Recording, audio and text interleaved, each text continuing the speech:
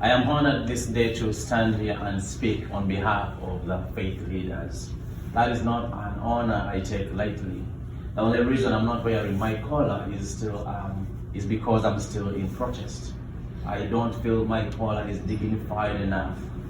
We have spoken for 7 months now about the same issue.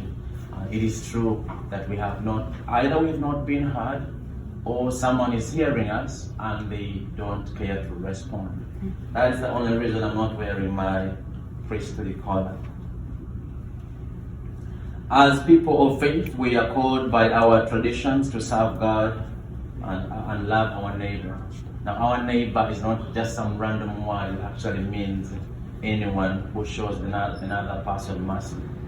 We, for example, in the Christian tradition, when someone is abandoned by the side of the road, we are called to be a good Samaritan.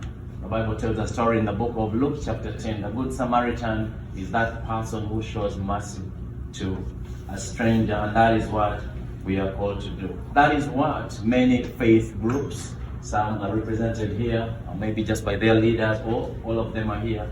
That is what we have done for 7 months, using a very little to no budget. What we've done is to just do what a good Samaritan would do, and that is to show mercy to a stranger. We sit on a lot of unbelievable stories as we have experienced the 7 months, as people show up, and you know that you don't have enough, but somehow you just take them in. And because of that, I'm not ashamed to confess on camera that part of me wonders if some of the things that have happened to the people that disgrace, the psychological breakdown, the miscarriages, I wonder if all these things are related to how poorly the people have been cared for. And part of that remains with us who have been hosting them. This is what happens when the government does not respond to a crisis in a crisis mode. When the government doesn't come quickly when there is a crisis. So I thank you, Councillor Bravo. You have in many forums remembered to speak about this plight. If only all political leaders would do that, we would be in a different place right now. Councillor Bravo did not coach me to say these things. Somebody might think that I'm a pastor, I will not stand in public or even in private and say something that I don't believe on my heart. But I really think we have, as my brother has put it nicely, we have a crisis of will. We have a crisis of will from the politicians, specifically when it comes to the plight of the African refugees and asylum seekers. Just I think yesterday we saw a response that speaks to, okay, somebody on the other end believes there's a need to respond. Well, what are we going to do as advocates for the African refugees and asylum seekers? To communicate that we need immediate response. In Africa, we ask the question, what is it going to take? Are we going to walk on the street naked so that you know that we are trying to make a point?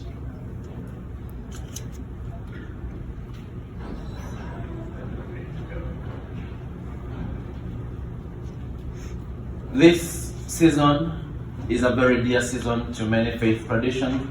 But for example, in the Christian tradition or in the Christian belief, this is a season when Christians celebrate the birth of Jesus Christ.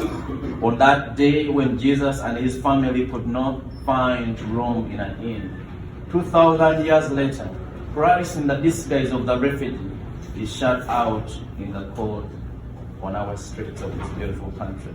The story of Jesus Christ, who could find no room at the inn, is being played out right now in our cities, in our beautiful country, Canada. As governments shut down for the holiday, we must not forget our brothers and sisters who have not yet received a dignified or a humane welcome. We are grateful for some of the efforts. I always count my blessings. We are grateful for some of the efforts, but I'm not stretching to say that it is very, very insignificant when compared to the problem that we are trying to attend to. So we beseech the federal government to step up. We beseech the provincial government to step up. I beseech the city, who are now my friends, to do more than what they are doing. But I want to end on a thank you And may God richly bless all of you that have cared to not just continue looking on as our people freeze on the streets of Toronto. Or may I even also point out, as someone dies because the response has either not been there or it has been very slow.